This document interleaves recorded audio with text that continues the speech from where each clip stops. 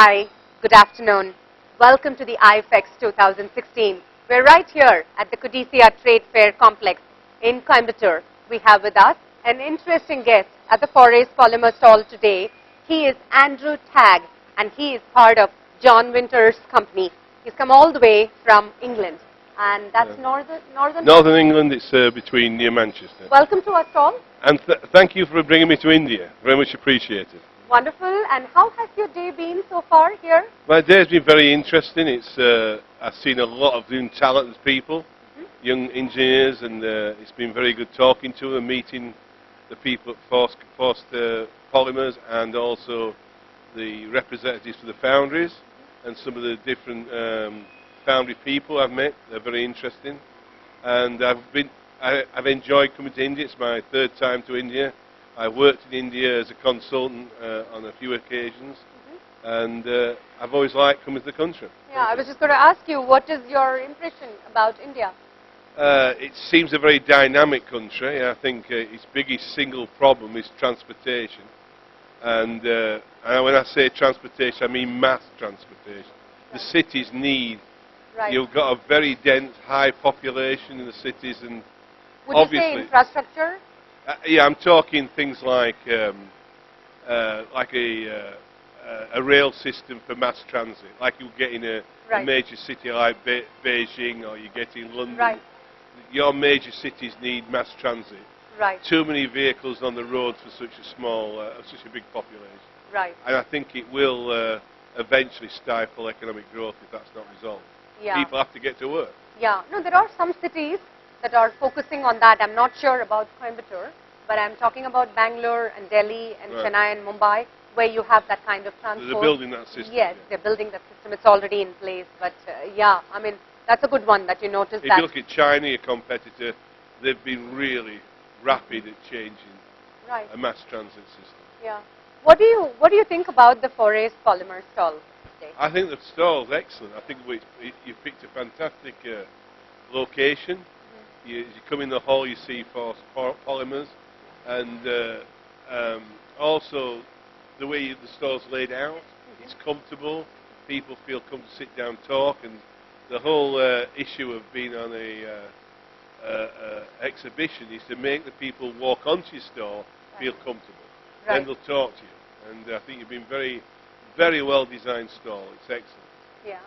And tell us, Andrew, you've been in this industry for quite a while. What do you think are some of the major challenges that you come across? I think the big challenge is still my experience in England, and also I've worked around the world, the United States, I've worked in China, Russia, and several other places, is the importance of unit cost and quality. Quality is the big driver. And if I see the industries that have struggled in the Western world, it's been the industries that have not adapted quick enough to the demands of quality. The German foundry industry is still quite strong, and they've got some of the highest unit labour costs, wages in the world.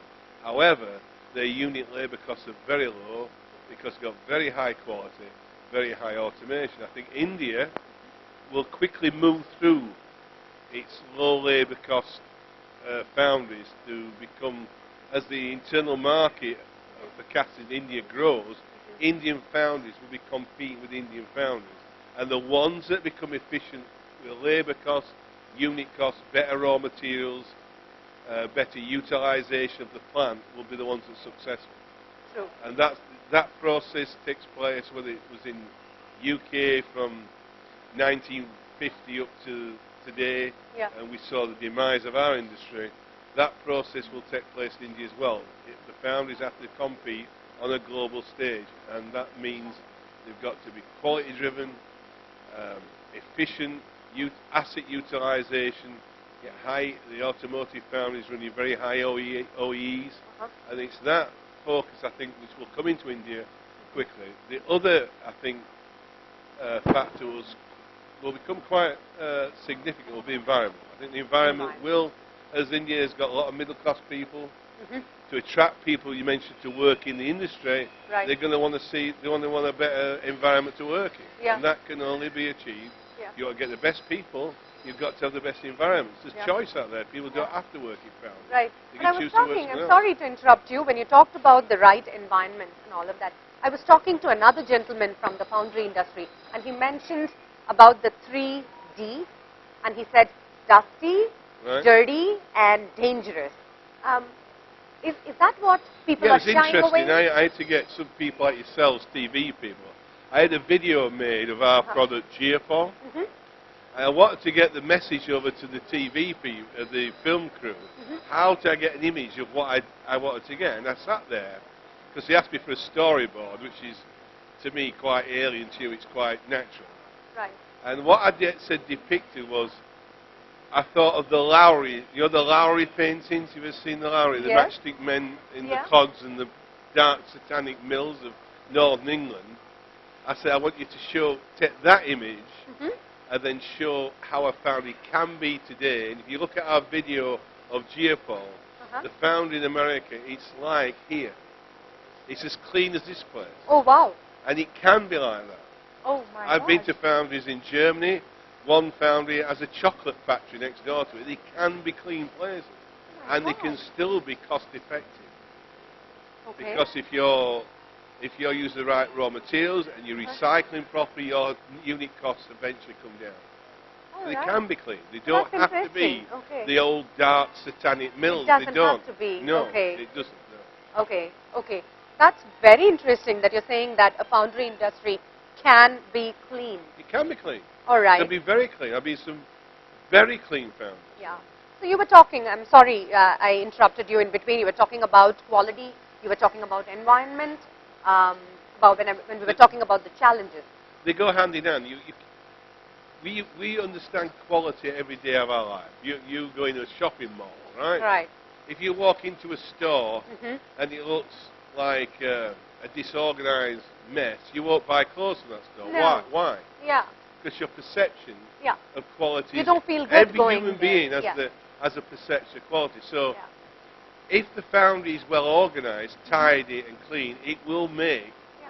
high quality castings. Right. How can we expect workers to come into the plant, Mhm. produce good quality castings, if we don't treat them to an environment or training or if they just turn up to make rupees and that's all they're there for, you Right. will struggle to raise quality. Right. And that's been proved in Europe, it's been proved in America, it's been proved around the world. India's no different. We have to train as employees better, give our employees a buy-in to the place of work. A classic example of this are two parallel examples. One was in England in the Victorian times, where they built a village with hospitals and everything. Another one is in America called Kohler. You might have heard of Kohler, Yeah. the huge plumbing company. Yeah. Yeah. The town of Kohler was based on the foundry. We had schools, hospitals, everything for its workers. This was back in 1920. Wow. So he quickly had realized that the essence of a developing business is its people. Right. And you have to provide everything to keep them Right, comfortable. and going back to what your point was, if you want to attract the best, you've Yeah. got to give them the best environment. Right. And I think that's the challenge that Indian foundries have. Okay. No longer are they going to be the cheap Right. economy like it was 20 years ago. It's changing. Right. And the middle class in India want better environment to live. Right. And it will come. Now, is this your first visit, or have you been to India before? I was in India in 2011 and 2012. Do you see any changes? I do. I'd have to go back to where I want. What I saw, I do see change in the cities. I see you building lots of apartment blocks, hopefully to get more and Going more people, vertically.